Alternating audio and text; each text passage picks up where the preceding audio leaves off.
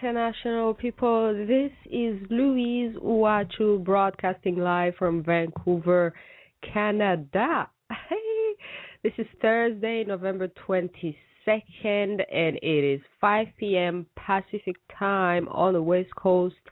Happy Thanksgiving to our neighbors on the South, to the Canadian South, to America. Happy Thanksgiving. I don't know why they have different Thanksgivings in America and Canada. I mean, it's not like they have different stories of why they're thanking whoever they're thanking for this land. Same story on different days? Oh, man. Happy Thanksgiving to the Americans. The Canadians already had their Thanksgiving, so happy Thanksgiving to the Americans. And the Indians are still saying no.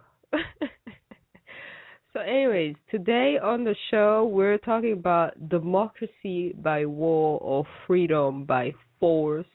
And we have a very interesting author with a very interesting book, and I will bring him in right away so we could get right into the subject.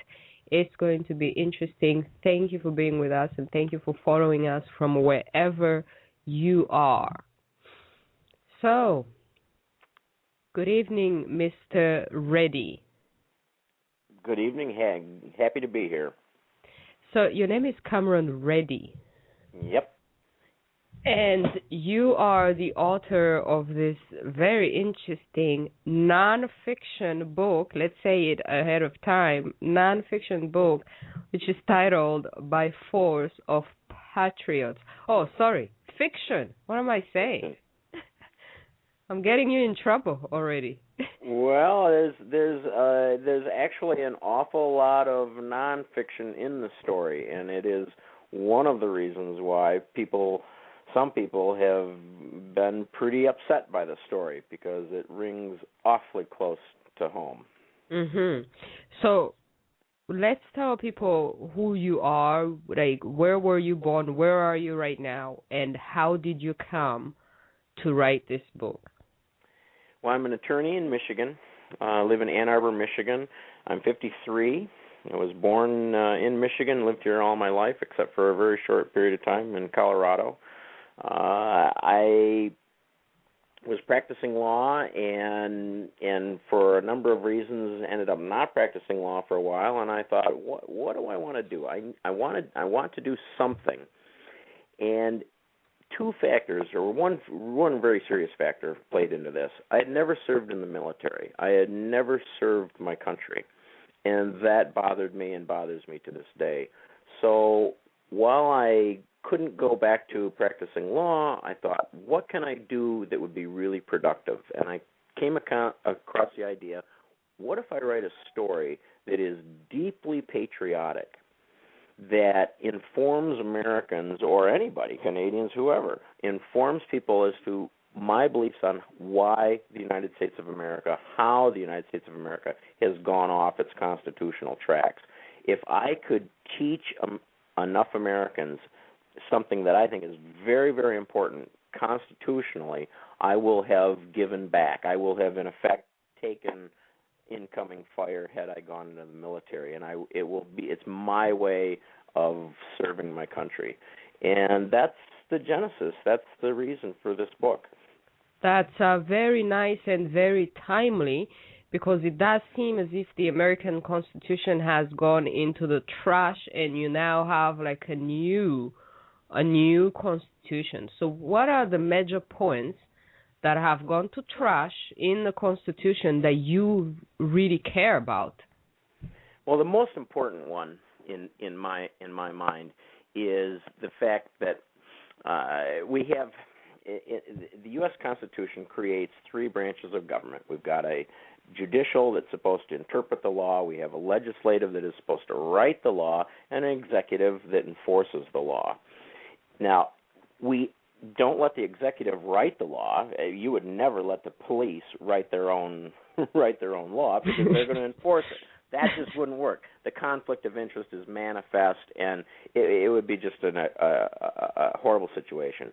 So we gave that to the legislative branch. And in the U.S. Constitution, it's a sacred trust The legislature is composed of two houses.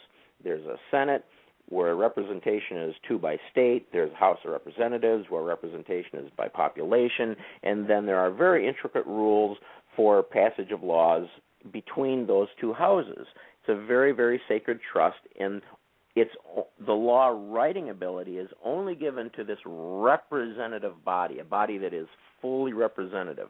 The judicial branch, 9 crotchety old Supreme Court justices, is clearly not representative. And the Founding Fathers knew that those justices would represent more or less the ideas of whoever put them on the bench. Obviously, the president's not representative. Theoretically, only half of the country is going to be interested in what he's doing or she's doing. So, no, we gave law writing ability only to the legislative branch. Well, what would you say what do you think would happen in the United States of America if Americans woke up tomorrow and realized that 90% of the laws that affect 90% of what they do during their days are actually written by the executive branch? Wow. So that is tyranny. That's fundamentally a dictatorship. That's what happens in a dictatorship. Yep. And that's what we have in the United States of America today. I have this in my novel. There's a section where I list every federal agency in the federal government. There are over 400, and it goes on page after page after page, and it's just a list of all these agencies. And on the first printing, my publisher had taken it out. He said, "You can't do that. Nobody's going to read this." And I said, "That's the point. You have to have this in." And he said, "Well, then you're going to have to put a disclaimer or something." And so now, when you get to this section in the novel, it says, "Author's note: This is not intended for you to read through every one of these, but you've got to page through it. You have to page through it and see how many for you to really understand what's going on in the United States of America." And an example. Here's a perfect little example. If the executive branch gets to write its own law, you know it's going to be written for political purposes. You know they're going to write the laws that they want. So if you buy a car in the United States of America, now I assume in Canada too, but I don't know because I don't know what kind of stickers you put on them. But in the U.S., you get an EPA sticker. Well, that sticker has a little section where it says global warming score for that particular car. Every car sold in the U.S. now has a global warming score. What does that mean? The EPA has looked at the car and said, based on the emissions, based on the energy it uses, based on how much gasoline it uses, we're going to assign a score, and the higher the score, the more global warming that is attributed to it. And this is, perhaps Canadians feel differently than many Americans, but global warming is a theory. There's this great big thing that comes up. I don't want anybody to know about this, so this is just between you and me. There's a great big thing that comes up in the east every day. It's a big orange thing that goes all the way across the sky, and then it sets every night. But now don't tell anybody. It might have something to do with the temperature on Earth. You think maybe? Well, Canadians are also on the side of science. Until real scientists can prove what is being said, we don't believe in it either. And there doesn't seem to be any real science. There seems to be a lot of politicians and a lot of political agenda advancing this cause, but real science has not said anything about it. Well, there's no question about it. And the simple fact that I'm sitting in Michigan right now that was covered by 30 feet of ice at some point, and Henry Ford's cars weren't running around causing it to melt. So it's a theory. But now, when the problem is when we have a federal government with so many regulatory agencies that are, and every one of those regulatory agencies is in the executive branch. That's 400 agencies in the executive branch. When most of those or many of them are writing their own law, you've got a tyranny. And so you have Barack Obama, for instance. He's shutting down coal-fired plants in the U.S., and he's doing it through the EPA. Legislature's not doing that. It's EPA, and when the EPA writes a rule, it goes into what's referred to as the Federal Register, and it's a proposed rule. Well, you can comment on it, you can object to it, but you can't stop it. If the EPA wants that rule, it's in. Well, this is just not constitutional. It's a complete abrogation of the requirement that the legislative branch write these laws. So who has failed in their job? Because a branch, something in there has failed. Who is the number one guilty of letting this happen? Well, we've been doing this for a long, long time. This is not a Barack Obama problem. Republicans have been a part of creating regulatory agencies. Department of Homeland Security was created by George Bush. So this is something that's been going on for a long, long, long time. What happens, the way it worked was we decided, Jimmy Carter says, let's have an energy department. And, gee, that sounds like a great idea. We need energy independence, so let's create a federal regulatory agency. So Congress, they create the agency, and then Congress gives it what's referred to as enabling legislation. Congress says, we will give you the power to write regulations. So theoretically, it's constitutional because the legislature, Congress has allowed it. But in reality, the way it works, now that regulatory agency has hundreds of bureaucrats who are just writing regulations nonstop.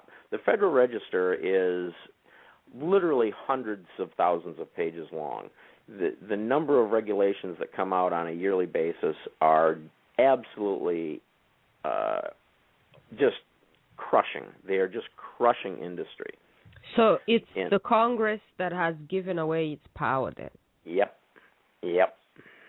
Wow. And I don't know how to get it back. I don't know how to put the genie back in the bottle, because who's going to say we shouldn't have an EPA? Well, because nobody wants a polluted landscape. Nobody wants these things. So somehow or another, we have to figure out how to rein in the power of these federal regulatory agencies while still encompassing some of the goals that we all want. So in your book, and the reason why people are scared about the whole thing is because you talk about armed revolution, a scenario in which the American people get tired of all this, and they use force, they use their guns to take back their democracy. So this is what we're talking about: democracy by war, freedom by force. Which one are we going to have? Well, from a realistic standpoint, there isn't any possible way that any militia group, any patriot group, it could mount a realistic revolution. The federal government, the United States military, is just so unbelievably powerful.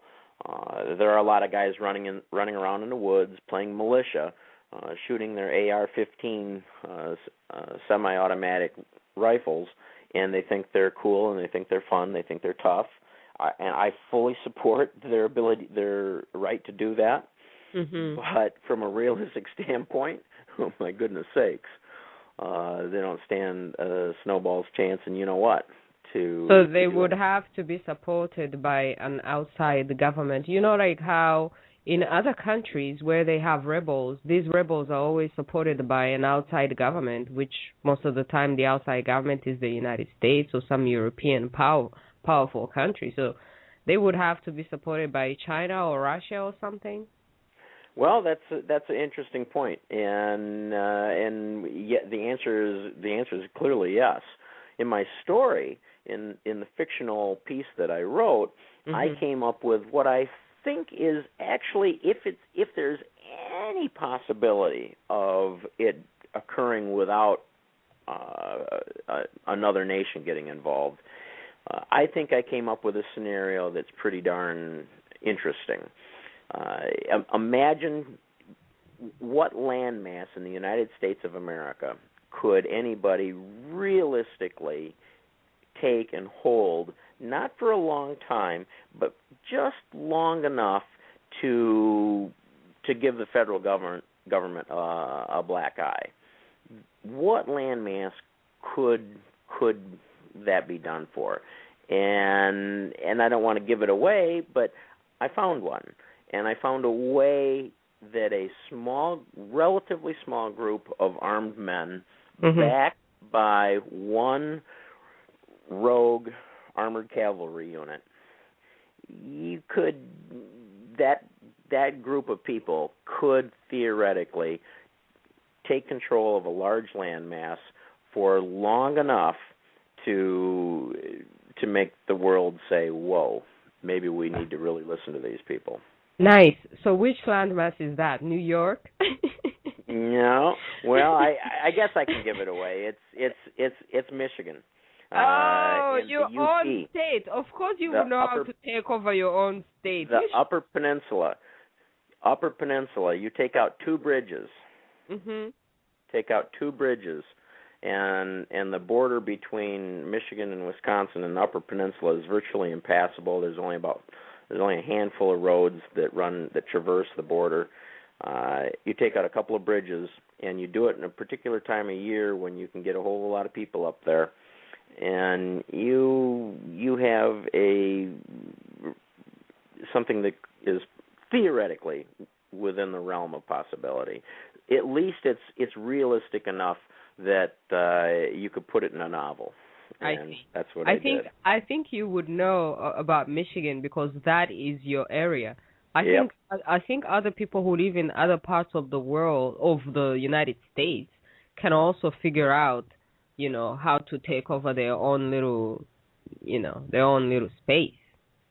Right, but taking over from a military standpoint. Holding land takes a lot of people and a lot of military hardware to hold land, because you've got to hold it on all four sides, and you can be attacked in any direction. So what you want is a piece of land that has natural boundaries that make it very, very difficult for somebody to attack you, except in certain choke points. And if you then control those choke points, so you take, for instance, an island. An island is a perfect place to take over because it's very, very difficult to get to the island. And the Upper Peninsula is virtually that. Is this why these rebels sometimes go in the mountains and the forests, and that's where they operate from? Well, I think you're referring to in other conflicts. I suspect in those instances it's really more a matter of gee, we've got to hide someplace. If people find us out and we're easy to locate, we won't wake up in the morning. Now, I'm thinking that today the American people are as powerless as they were back in the days when they had to have a revolution against the United Kingdom. Well, I think in some ways we have less power.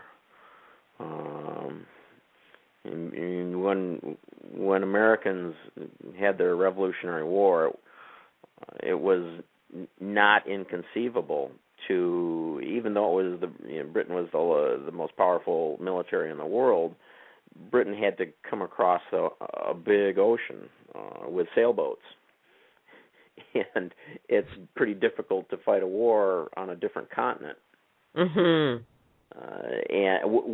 without high-tech weapons. Remember, they really didn't have any weapons that we didn't have here, so it was pretty much a fair fight. But today, not a chance. So today it would be an unfair fight. The population would get killed. No, you'd be obliterated instantly. Could be instantly obliterated. I mean, the U.S. military has weapons that they're proximity bombs. They'll blow something up over a battlefield, and it can kill literally thousands of people just instantly. So the weapons that we have now in our military arsenal are so powerful and so devastating that there just isn't even if civilians owned machine guns, which is what the American left wants everybody to believe, that Americans can just go out and buy any kind of gun they want and blah blah blah. The fact is, you can't own a machine gun unless you have a federal firearms license for it, and they give very few of those out. But even if you could own a machine gun, let's get serious here. A machine gun is just not going to do anything with against a real military, and particularly the U.S. military. So now, what does the population have as an option? Because let's say in the United States, the situation is that the democracy has been taken over by special interests that the people don't know about. And in other countries, you have rebel groups who just attack, and it's like the population is stuck in the middle.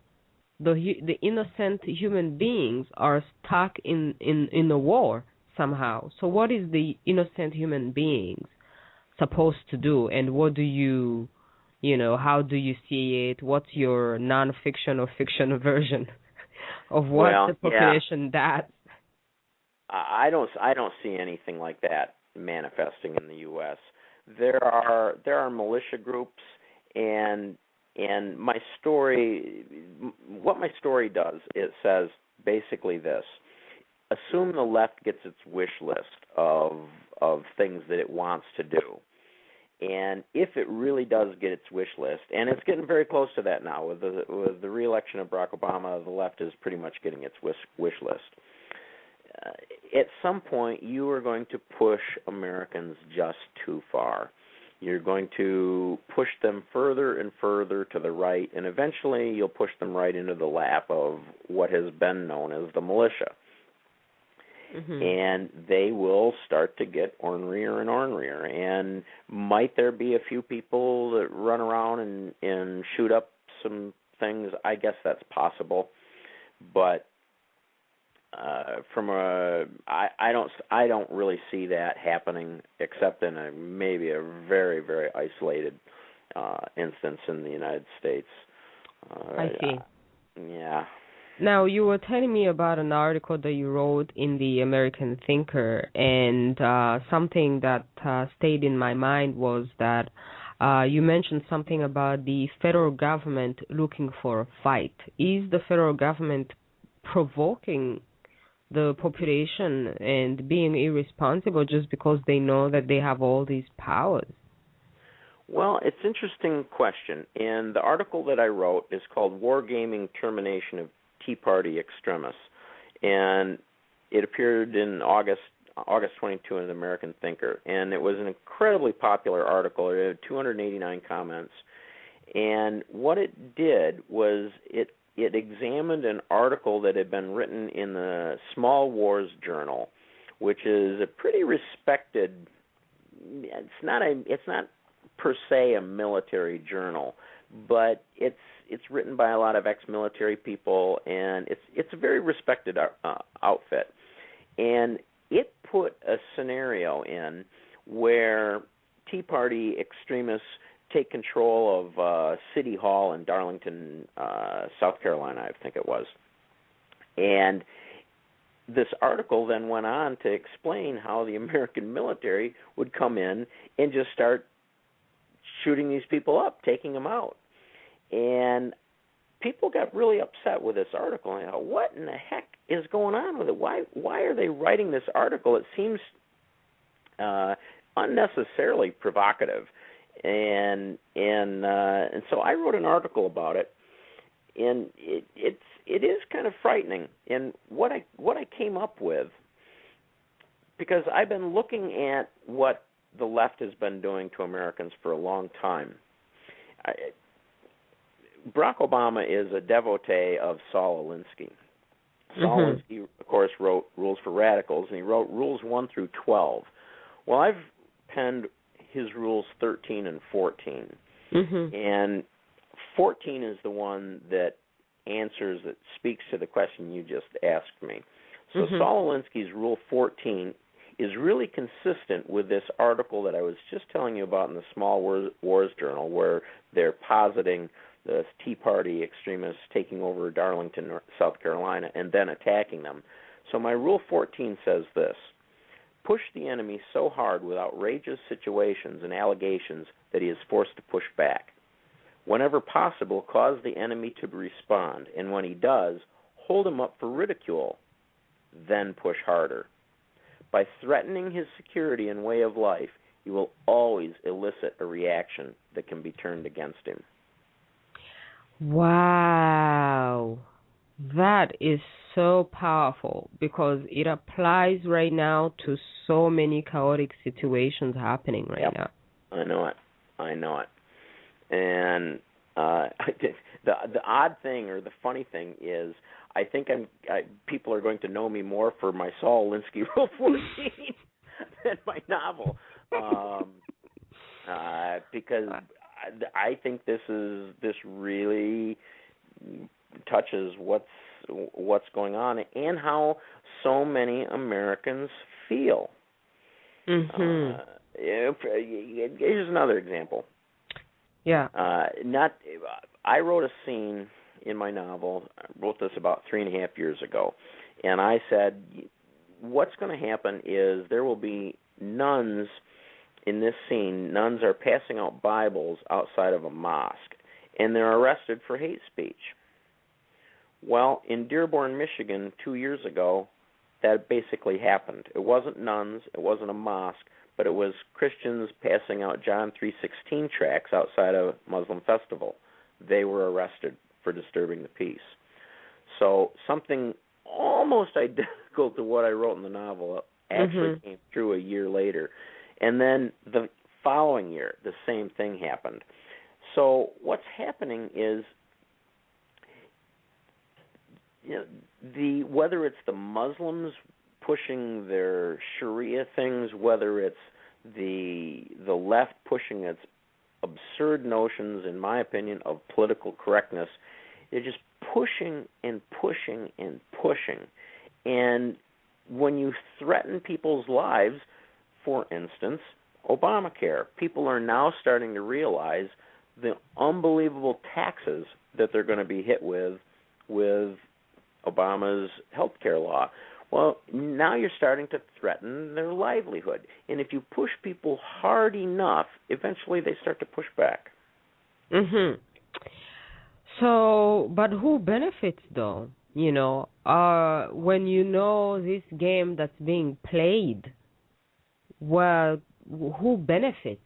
Should the people push back, or should they not? Should they? What should they do since they know that pushing back is going to be against them? Well, yeah, what they have to do is first they have to recognize the scheme. They've got to recognize the game that's being played, that they're being sucked in to a trap, because I think the left would love returning military veterans to go on a shooting rampage. I think the left actually wants that to happen, because then they can crack down with greater laws on firearms and more gun control and put more of these ex-military people on watch lists and blah, blah. But incidentally, I guarantee you I'm on a federal government watch list. Absolutely guarantee it.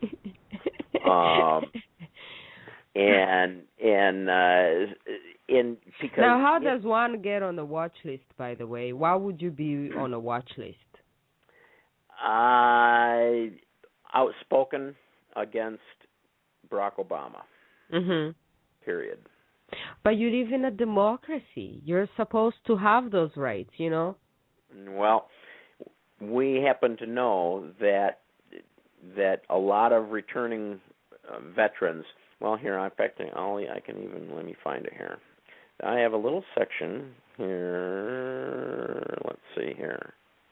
In 2009, a watch list came out, if I can find it. The Janet Reno, I believe, decided to label a whole bunch of people. Here it is. Says and this is from the federal government. Right-wing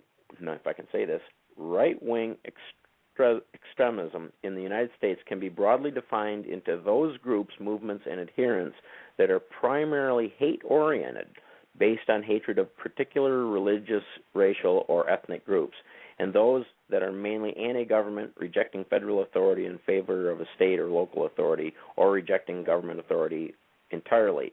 It may include, now get this, it may include groups and individuals that are dedicated to single issues such as opposition to abortion or immigration. So in other words, the federal government has identified as a right-wing extremist anybody who's opposed to abortion or Barack Obama's immigration law. Wow. Yeah. I don't even know why America attacks other countries to bring them democracy.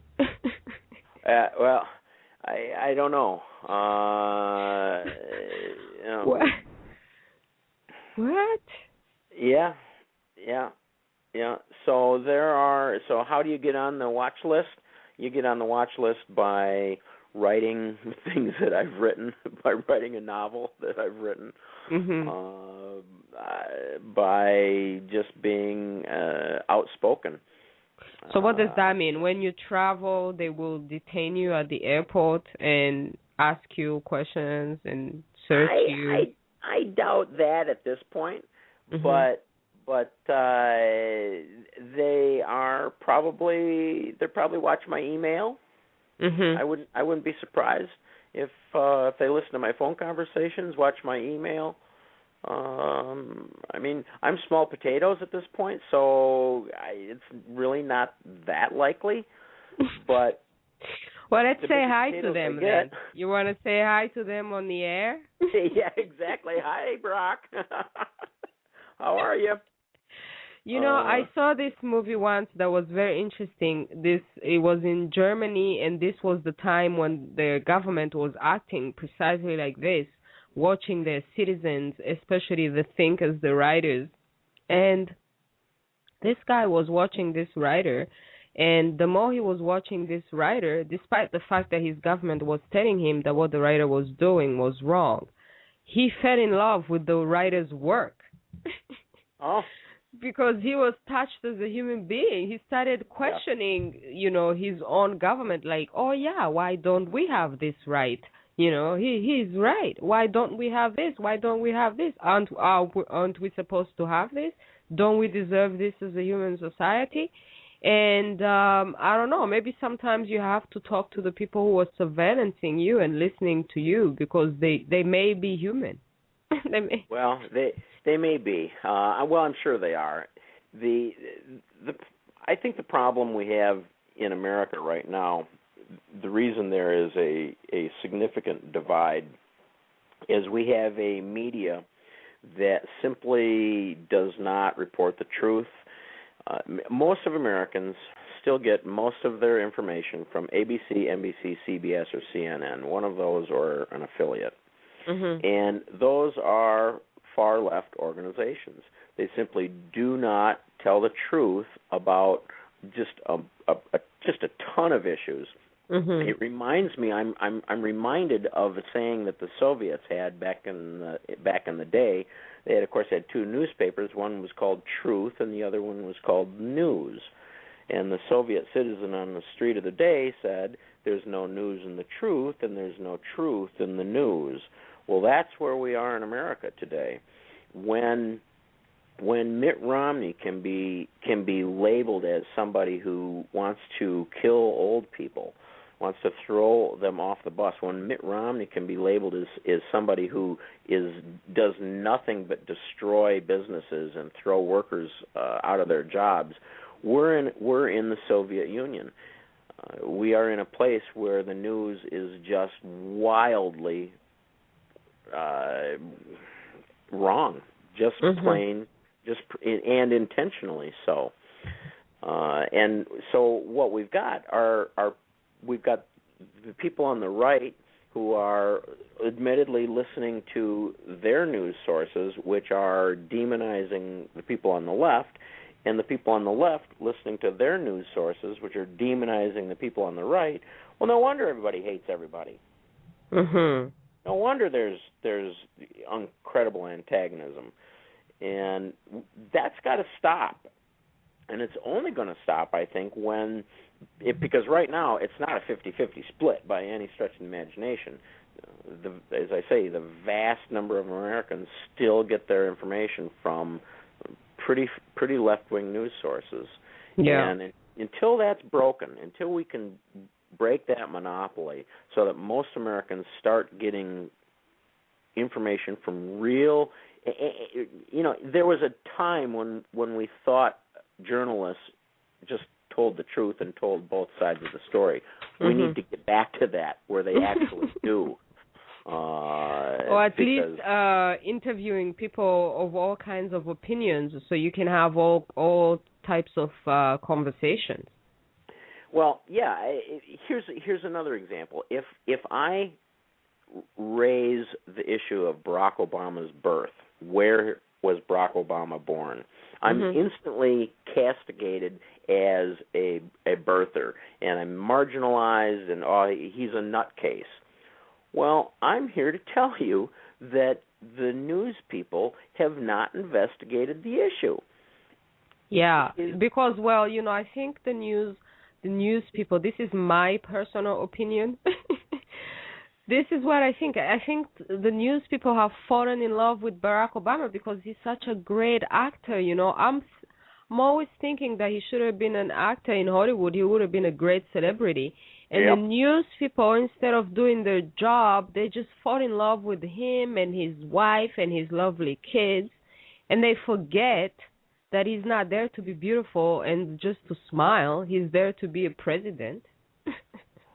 Well, no question, and for some reason, simple facts are not investigated, and it's a pretty simple matter. If you own Adobe Illustrator, pull up one of his birth certificates that he's produced online and open it in Adobe Illustrator, and it's pretty obvious that they're fake. It's actually child's play. They're not even good fakes. And it's like, you got to be kidding me. But why would someone take the risk of producing fake, birth certificates? Don't you think that's just that the person, that him and his entire organization are just too smart for that? One would think so. But when you know that you have a media that is going to cover for you and protect you at all costs, you can do some pretty blatant things. Huh. So now you're saying that we are definitely doing the right thing over here on this radio show.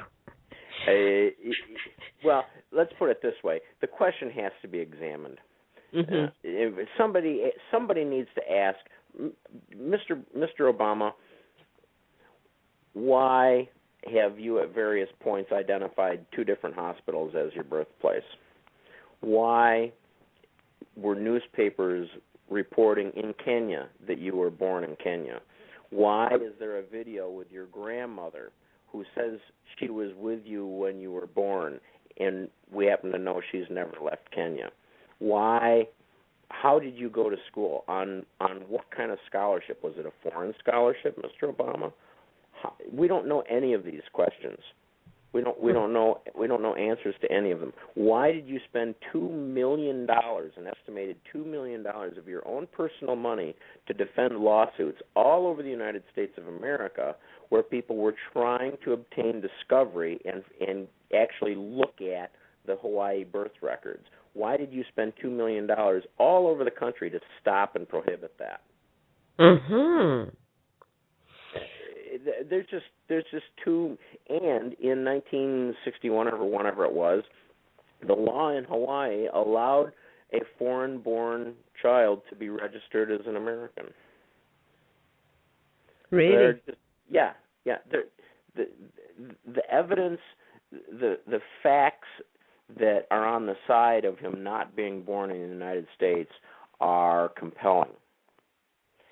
Now, let's say eventually people discover that what you're saying is true. He wasn't born. He's not a legitimate United States citizen. Well, what does that do? Since he's already been president and he's already been reelected, what will that do? No, it would do nothing.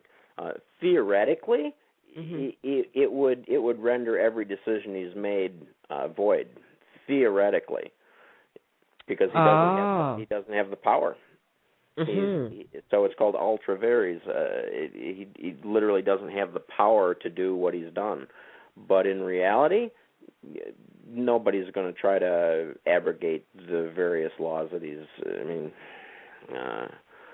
it's akin to people who want to say the federal income tax, the 16th Amendment, is unconstitutional. Well, all right. That's an interesting argument, and actually I have a section in my novel where I did original research on the ratification process for the 16th Amendment. And I'm here to tell you that the 16th Amendment to the United States Constitution was not properly ratified, and I lay it out in detail in my novel.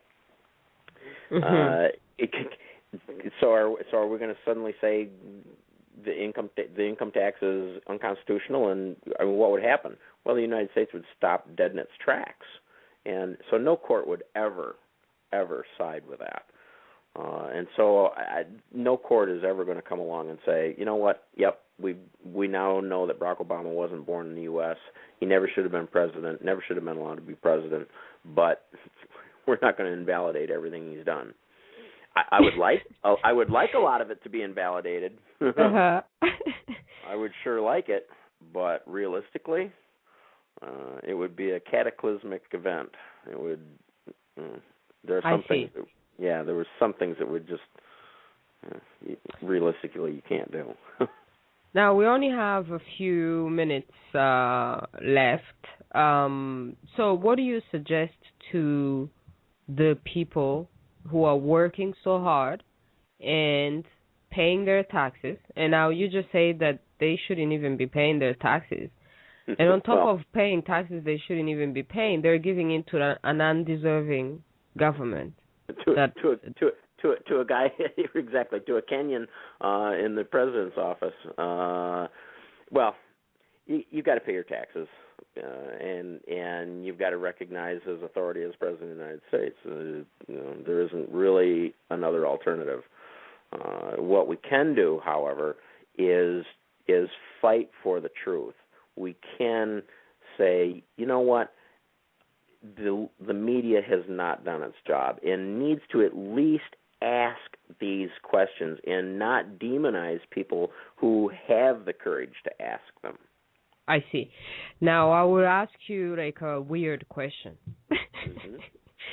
In other countries, you always hear about coup d'etat, where armed people take over power and they have a new government, and the population just has to accept it, Otherwise, they get eliminated. Now, in America, according to everything that you have told me, there seems to have been a coup d'etat, only it wasn't through the guns. It was some sort of weird democratic electoral process, but still is a coup d'etat because there's nothing legal about what you just told me. Now, the population in America just sits back and accepts it. But,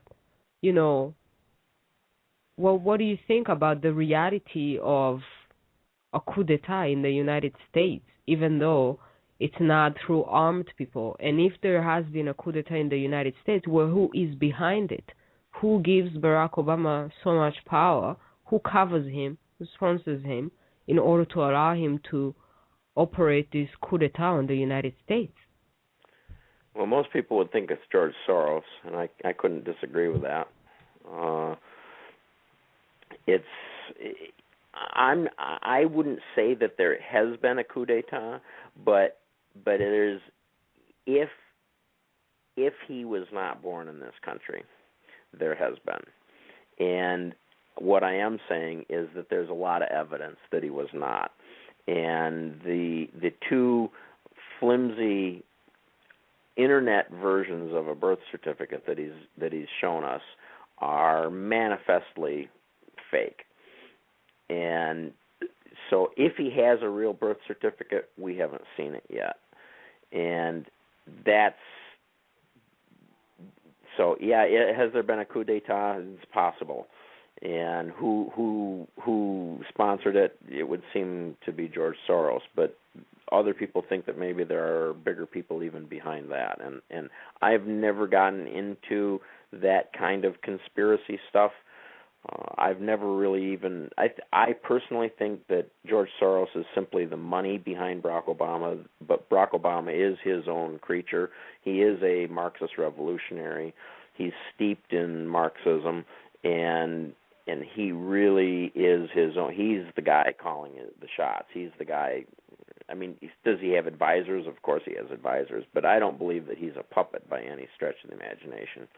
Mm-hmm. And so, but the entire Democrat Party has been party to this potential fraud on America, and it's very frightening.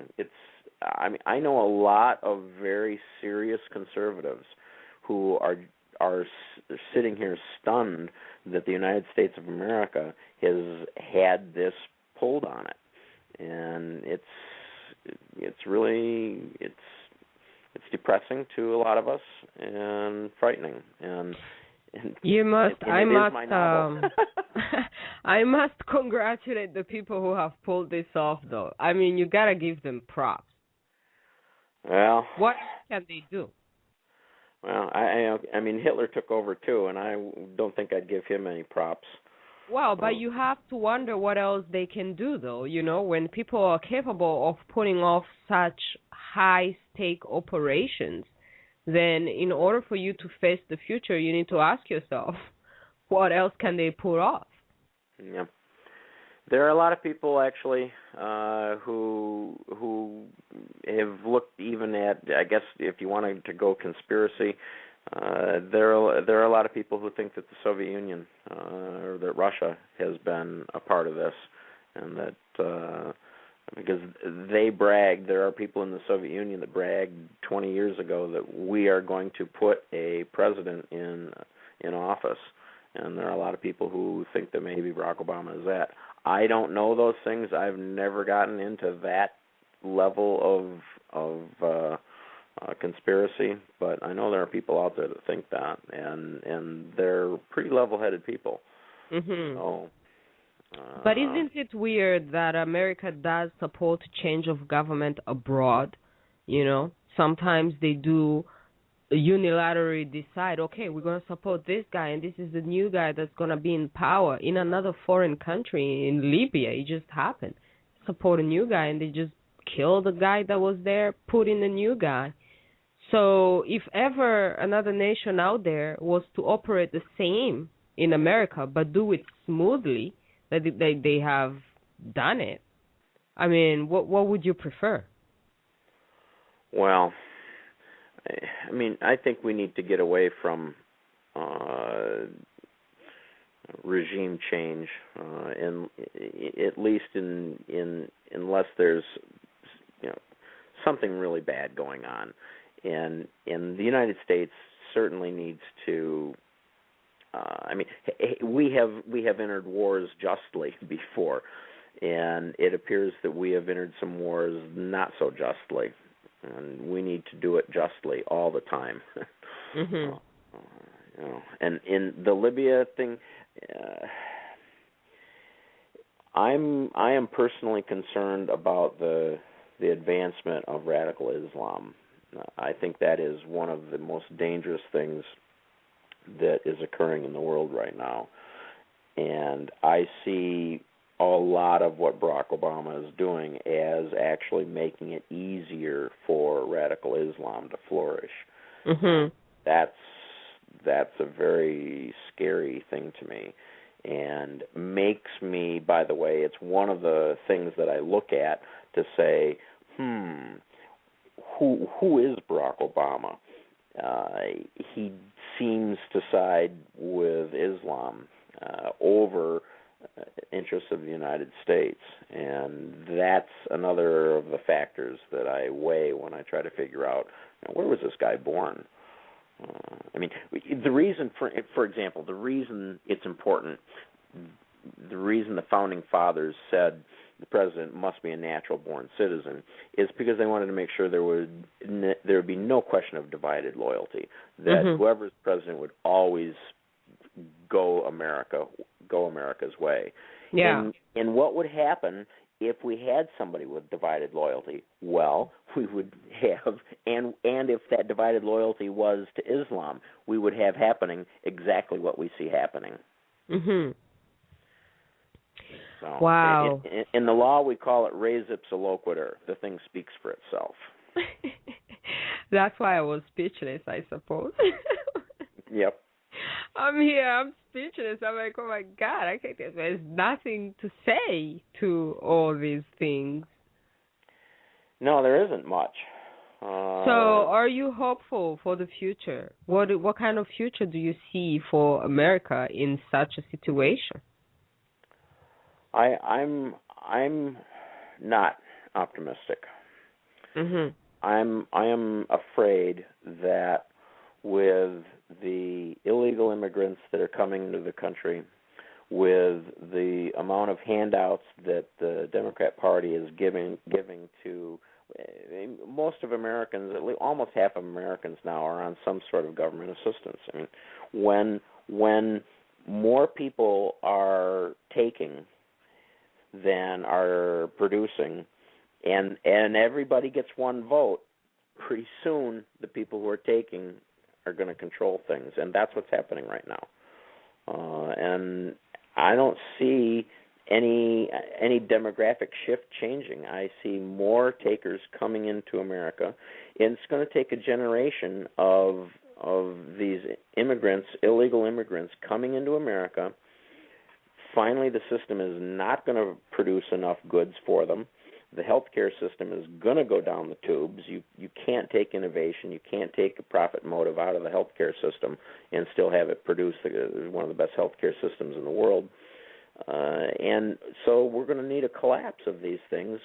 And the people coming into the United States right now as immigrants who are voting Democrat are going to say, you know what, this hasn't worked. This isn't working. And the Republican Party is going to have to demonstrate and argue the concept that capitalism works, free enterprise works, family values work, individual initiative works, entrepreneurs are a good thing, profit's a good thing. These are the concepts that are going to have to win for America to survive. And right now, none of those concepts are winning. Not one of them is winning. Mm-hmm. So do you envision freedom by force or democracy by war? No. I don't envision any kind of armed conflict in America. Except for perhaps some isolated instances of some people getting really excited and gun happy, but anything like that would be very, very small. Mm-hmm. And so change will have to come through you firing the entire Congress. Yep. Just fire the senators. Yeah, it's going to take a sea change of people. A sea of people are going to have to realize that they've been sold a bill of goods. I mean, most people that live. I mean, I've got two friends. One born in Germany on the eastern side, and behind the Berlin Wall, and another born in Russia. Mm-hmm. They are both staunch conservatives because they grew up in socialism and learned it doesn't work. Well, it's going to take that. That's how you build a conservative. You have to have them live in a socialist system that doesn't work. Well, we're getting the socialist system, and it's not going to work. Mhm. And so it's going to take all these people in America right now who think socialism is the way to go. It's going to take it falling on its face. Mhm. Mhm. Then we'll finally start to recover. But it's probably, you're looking at least a generation. Mhm. Wow. So, good luck to the teenagers of today. Mhm. They better know what's coming. They're not concerned at all. They're not paying attention. Is this part of the problem that the people don't pay attention to their problems? Yeah. Well, no question about it. And they're being told that the government is going to give them health care. They're being told that if you don't have a job, you're going to get a very, very comfortable unemployment check. I mean, unemployment in Michigan is, oh, you know what? I looked at it just recently. It's about the equivalent of a $10 an hour job. Wow. Just a little under $400. I think it's $300 and some odd dollars a week that you can get on unemployment. Well, how are you going to get people to go to work for $7 an hour minimum wage when they can draw more on unemployment? Mhm. Yeah. Plus food stamps, and it's. I mean, this is why there are more people on food stamps right now in the United States of America than ever, and that number is growing on a daily basis. There are ads. Barack Obama is running ads right now trying to destigmatize taking welfare, trying to destigmatize taking food stamps. And the ads run something like, wow, there's two women talking. Boy, have you seen Susie? She's looking good. Well, yeah, I saw Susie. She's looking good. Well, do you know what she's doing? No, what? She's on food stamps, and so she's getting better food now and more nutrition, so she looks really good. And they're literally trying to make it sound like a really good thing.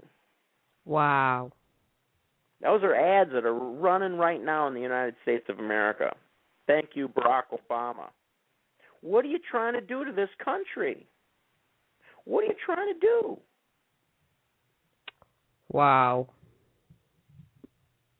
Hello? Yeah. I mean, yeah. I thought maybe he heard you and he cut you off right away. Yeah.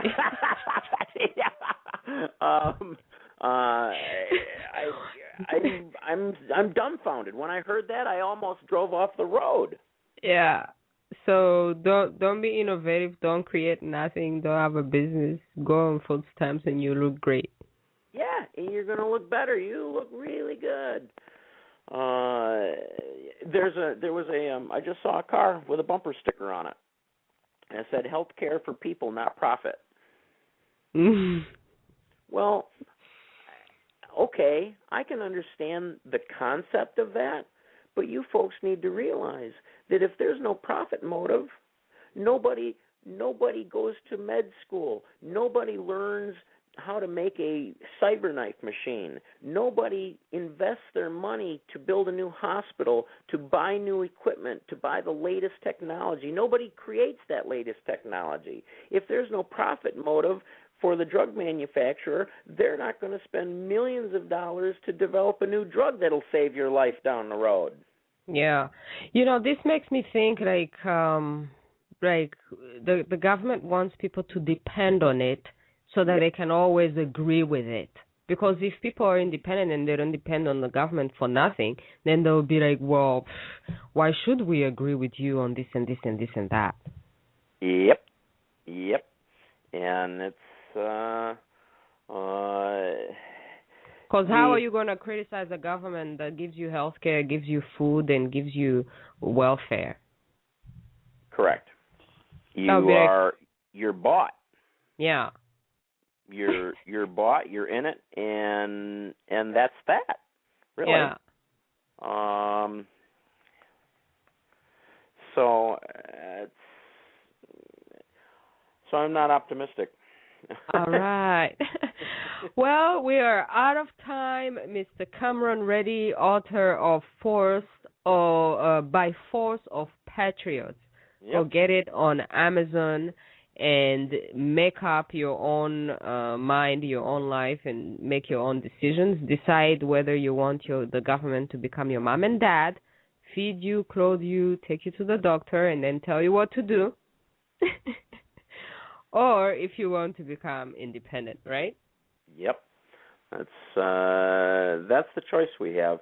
It's really it really boils down to Barack Obama is leading us down the path of socialism and Marxism, where people will toil for the benefit of the state, and versus going down the path of Adam Smith and capitalism and free market enterprise.